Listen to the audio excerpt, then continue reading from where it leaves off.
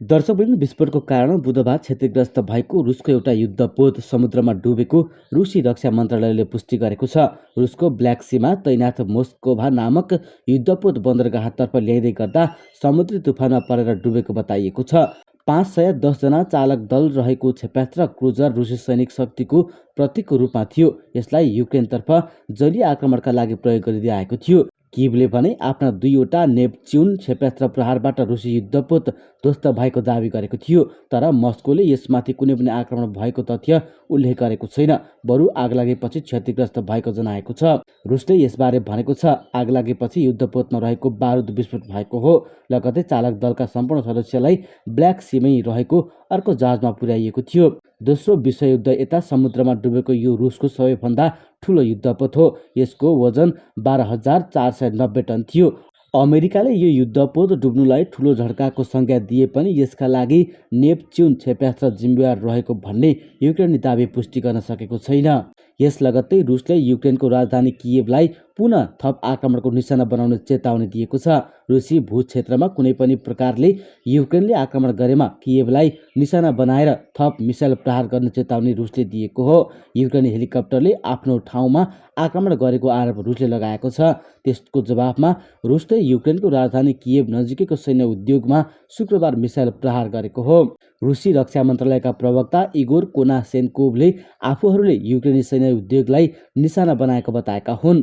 युक्रेनले भने आफूले रुसी क्षेत्रमा आक्रमण नगरेको बताउँदै आएको छ।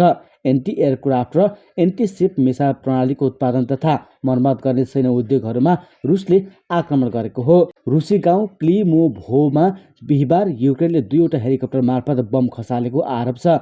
सो घटनामा 8 जना घाइते भएको रुसको दावी छ, तर युक्रेनले भने आफूहरूले आक्रमण नगरेको बताउँदै आएको छ। युक्रेन विरोधी भावना फैलाउनका लागि रुसले आक्रमणको आरोप आफूहरूमाथि लगाएको युक्रेनी अधिकारीहरूको भनाइ छ। यसअघि युक्रेनले गरेको मिसाइल हमलामा परेर रुसी ध्वजवाहक पानीजहाज ध्वस्त भएको बताइएको थियो। रुसका रक्षा मन्त्रीले मोस्काभा नामक रुसी जहाजमा मिसाइलले गम्भीर क्षति पुगेको जनाएका थिए। यसअघि युक्रेनको रक्षा मन्त्रालयले ब्ल्याक सीमा युक्रेनी रकेटले रुसी पानीजहाजमाथि धावा बोलेको थियो। यता रुसले मोरिपोल सहरमा 1000 भन्दा पनि धेरै युक्रेनी सेनाले आत्मसमर्पण गरेको दावी गरेको छ। यो सहर आफ्नो कब्जामा आइसकेको दावी उसले गरेको छ। युक्रेनमा बनेको नेप्च्युन क्षेपणास्त्र उक्त सैनिक जहाजमाथि प्रहार गरिएको बताइएको थियो। युक्रेनी राष्ट्रपतिका एक सहयोगी ओलेस्की एरिस्टोभिचले रुसी उद्धारकर्ताहरू उक्त पानी जहाजमा पुग्न नसकिरहेको भन्दै त्यहाँ 510 जनासम्म रहेको हुन सक्ने बताएका थिए, तर त्यसको पुष्टि भने भएको थिएन। यसअघि सीमामा रहेको एउटा टापुको प्रतिरक्षा गरिरहेका युक्रेनी सीमा रक्षकहरूसँग गरेको व्यवहारका कारण उक्त सैनिक पानी जहाजले बदनामी बेहोरेका थिए। स्नेक आइसल्यान्डमा खटिएका ती युक्रेनी सैनिकले मस्कोले गरेको आत्मसमर्पणको मागलाई अस्वीकार गरेपछि अन्ततः तिनलाई बन्धक बनाइएको थियो। यसैबीच रुसी सेनाले आफ्नो भूमिमा आक्रमण भइरहेको युक्रेनको राजधानीमा रहेको कमान्ड केन्द्रहरूमा हमला गर्ने चेतावनी दिएको छ। उता संयुक्त राज्य अमेरिकाले युक्रेनलाई थप 80 करोड अमेरिकी डलर आर्थिक सहयोग गर्ने घोषणा गरेको छ। पूर्वी युक्रेनमा रुसले व्यापक बनाउने ठानिएको आक्रमणसँग जुझ्न उपलब्ध गराइने उक्त सहयोग अन्तर्गत नयाँ अस्त्रहरू पनि रहने राष्ट्रपति जो बाइडेनले बताएका छन्। यसअघि युक्रेनी राष्ट्रपति जेलेन्स्कीले ठूलो संख्यामा अस्त्र उपलब्ध गराउन अपिल गरेका थिए। प्रतिबद्धता जनाएको 80 करोड अमेरिकी डलर बराबरका अस्त्रमा गोलीकठा र रेडार प्रणाली पनि छन्, जसमध्ये कतिपय सञ्चालनका लागि युक्रेनी फौजहरूलाई थप तालिमको आवश्यक पर्नेछ। सम्भवतः युक्रेनी फौजहरूले हाउट्स र काउन्टर अर्टिलरी रेडारका लागि थप तालिम लिनुपर्ने हुन्छ।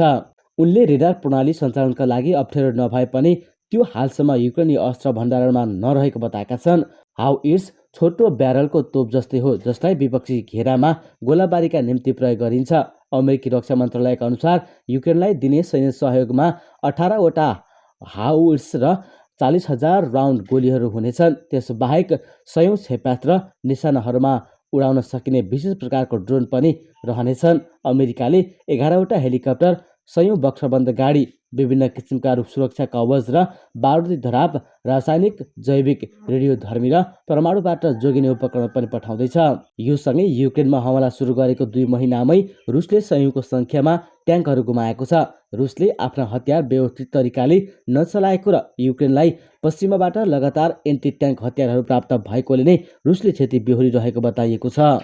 तस्बिरका आधारमा युक्रेनमा भएको रुसको सैन्य क्षतिको विवरण सङ्कलन गर्ने अरिक्स ब्लकका अनुसार रुसले अहिलेसम्म 460 ट्याङ्कसहित 2000 अन्य हतियारधारी सवारी साधन गुमाएको छ। युद्ध सुरु हुनु अगाडि रुससँग झन्डै 2700 प्रमुख ब्याटल ट्याङ्क रहेको रेन्ट कर्पोरेसन र आइआइएमएसले जनाएको छ। अमेरिकाले मात्र युक्रेनलाई 3000 बढी जेभेलिन एन्टी ट्याङ्क युद्धको सुरुवातमै प्रदान गरेको थियो भने त्यसपछि पनि थप 2000 पठाइसकेको छ। जेभेलिन एन्टी ट्याङ्क हतियार मार्फत ट्याङ्कको सबैभन्दा टुप्पोमा प्रहार गरी त्यसलाई ध्वस्त पार्न सकिन्छ। यसमा धेरै रुसी ट्याङ्कहरूमा त्यस्ता मिसाइलको असर कम गर्न सुरक्षित सतह फिट गरिएको हुन्छ। तर जेभेलिन्समा 2वटा बार हेड हुने हुँदा एउटाले सुरक्षित सतहलाई विस्फोट गराउँछ भने अर्को चाहिँ त्यसभित्र छिरेर त्यसको तल भागमा क्षति पुर्याउँछ। बेलायतले पनि युक्रेनलाई 3600 एनएल मिसाइल पठाएको थियो। यसले पनि ट्याङ्कको माथिको भागमा ठुलो विस्फोट गराउँदछ। एक खोजकर्ता भन्छन् जेभेलिन र एनएल दुवै एकदम शक्तिशाली हतियार हुन्। यी सहयोग नभएको भए युक्रेनको अवस्था आज धेरै फरक हुने थियो। त्यसैगरी अमेरिकाले युक्रेनलाई 100वटा स्विचेबल एन्टी ट्याङ्क ड्रोन पनि पठाउँदैछ। कामिकेज पनि भनिने यो ड्रोन यसको सञ्चालकबाट धेरै दूरीमा रहेर पनि टार्गेटलाई लक्षित गर्न सक्छ र ट्याङ्कमा खसेर त्यसलाई ध्वस्त पारिदिन सक्छ। यसको टुप्पोमा बारहेड हुन्छ। युक्रेन युद्धमा रुसले बटालियन ट्याक्टिकल ग्रुप BTG मार्फत आफ्नो सेना परिचालन गराइरहेको छ। यो भनेको ट्याङ्क, पैदल सेना र तोपखानाले स्वचालित लडाकु युनिट हो। यसमा प्राय ठुलो सङ्ख्यामा हतियारधारी सवारी र तुलनात्मक रूपमा कम पैदल सेना हुन्छन्, जसलाई अधिकतम गोली प्रहार गरी द्रुत गतिमा हमला गर्न डिजाइन गरिएको हुन्छ। तर पनि यसमाथि आक्रमण भयो भने त्यसको जवाब फर्काउने पैदल सिपाही प्राय असुरक्षित हुन्छन्। यसकारण पनि युक्रेनी सेनाले रुसी ट्याङ्कमाथि सजिलै जित हासिल गरिरहेका छन्। साथै रुसले युद्धको सुरुवातमा हवाई पेट्रोल नगरेको हुँदा युक्रेनी सेनाहरू निशानामा लगाउन सजिलो हुने स्थानमा बस्न पाए। यसले पनि उनीहरूलाई धेरै फाइदा गरायो। अक्सिसको डाटा हेर्दा रुसले हारेका अधिकांश ट्याङ्क क्षतिग्रस्त अवस्थामा नभएको पाइएको छ। यसलाई केवल पक्राउ गरिएको वा अप्ठ्यारो ठाउँमा फस्काले त्यसै छाडिएको बताइएको छ। युक्रेनियन सरकारले छाडिएका सैन्य सवारी साधनसँग के गर्ने भनेर सर्वसाधारणका लागि विस्तृत निर्देशन पनि जारी गरेको छ। यस्तै रुसी राष्ट्रपति भ्लादिमिर पुटिनले मङ्गलबारको सम्बोधनमा पश्चिमा राष्ट्रलाई चेतावनी दिँदै रुसलाई एक्लो पार्ने सबै प्रयास असफल हुने र यसलाई कसैले रोक्न नसक्ने बताएका छन्। उनले यसमा सोभियत आन्तरिक कार्यक्रमको उदाहरण दिँदै रुस आफैले कठिन परिस्थितिमा रहँदा समेत उल्लेखनीय उपलब्धि हासिल गरेको बताएका छन्।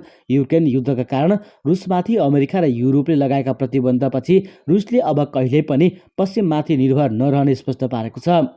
पुटिनले भनेका छन् त्यसबेला पनि सबैतिरबाट प्रतिबन्ध लगाइएको थियो, पूर्ण रूपमा एक्लो पारिएको थियो। तर सोभियत युनियनले अन्तरिक्ष मिसनमा पहिलो सफलता हासिल गरेर देखायो। यसमा हामी सबै एक्लो हुन चाहेका होइनौँ। वास्तवमा अहिलेको आधुनिक दुनियाँमा पूर्ण रूपमा कसैलाई एक्लो पार्न असम्भव छ, विशेष गरी रुस जस्तो विशाल मुलुकलाई। दर्शकवृन्द, रुसका राष्ट्रपति भ्लादिमिर पुटिनले युक्रेनी सेनाले आत्मसमर्पण गरेपछि मात्रै युक्रेनी सहर मरियोपोलमा गोलाबारी अन्त्य हुने बताएका छन्।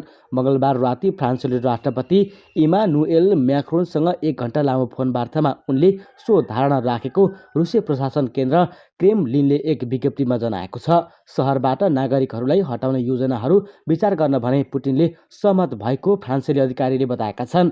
त्यसपछि रुसले बिहिबार एक दिने युद्धविराम घोषणा गरेको छ। यसले मानिसलाई रुस नियन्त्रित बर्दियान्स बन्दरगाह हुँदै जापोरिजियाको पश्चिमतर्फ यात्रा गर्न अनुमति दिनेछ। यस्तै रुसी राष्ट्रपति भ्लादिमिर पुटिनलाई युक्रेनी युद्धको यथार्थ तस्बिर प्रस्तुत नगरिएको पश्चिमा जासुसी निकायहरूले बताएका छन्। कुन हदसम्म उनको सेना युक्रेन युद्धमा पराजित भइरहेको छ भन्ने एकिङ विवरण पुटिनलाई नदिएकाले शान्ति वार्ताका प्रयासमा समेत प्रभाव पर्ने चिन्ता पश्चिमी अधिकारीहरूले गरेका छन्। रुसको युक्रेन अतिक्रमण सुरु भएको 5 साता बित्दै गर्दा त्यहाँ मस्कोका सेनाले विभिन्न अवरोध सामना गर्नु परेमा पुटिनलाई युद्ध मैदानको वास्तविकता नबताइनु पनि कारण रहेको ब्रिटिस तथा अमेरिकी जासुसी निकायले बताएका हुन्। व्हाइट हाउसले भनेको छ यही कारण पुटिन र उनका सैन्य जर्नेलहरूबीच तनाव बढेको छ। वरिष्ठ सल्लाहकारहरूले रुसी नेतालाई युद्ध मैदानमा सेनाको खराब प्रदर्शनबारे बताउन डराएका छन्। पुटिनले पश्चिमा देशहरूले लगाएको आर्थिक प्रतिबन्धको एकैक परिणामबारे समेत पूर्ण रूपमा नबुझेको व्हाइट हाउसकी प्रवक्ताले बताएकी छिन्। अमेरिकी रक्षा मन्त्रालय पेन्टागनका प्रवक्ता जोन कर्बीले यो अवस्थाको परिणाम युद्ध अन्त्य गराउने वार्ता प्रयासमा पर्न सक्ने पनि बताएका छन्। आफ्नो सेना र आफ्नै युद्धबारे सम्पूर्ण जानकारी नहुनु भनेको असहज परिस्थिति भएको बताएका छन्। यो उनकै सेना हो, उनकै युद्ध हो, उनले नै युद्ध रोजेको हो।